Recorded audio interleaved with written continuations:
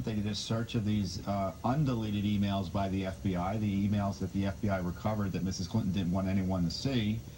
And they did a search using these Benghazi-related search terms, and they came up with hits. And they said they want to give them to us on September 30th, of course. And the court said, well, wait, how many are we talking about? And we asked about how many they're talking about.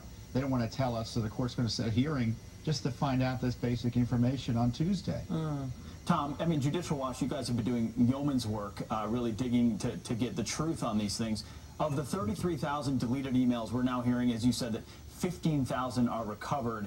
I mean, you said Benghazi has come up as a search term.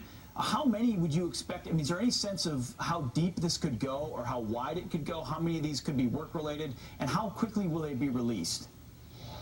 Well, that's the question. They're going to begin to be released next month for sure.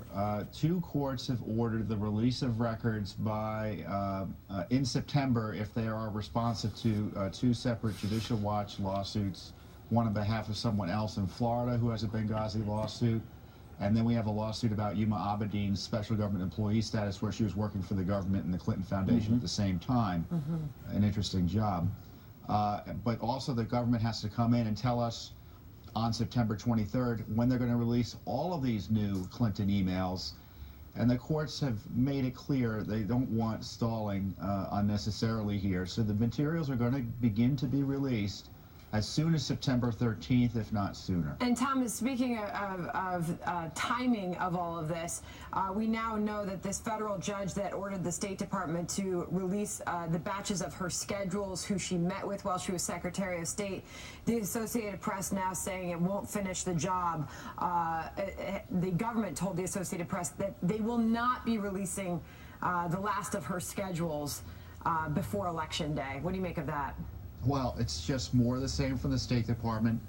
They've been slow-rolling documents for Mrs. Clinton since the get-go. They let her take all these documents out, and once they got them back, they didn't want to give them to anybody quickly. They all had to be forced by the courts to do so.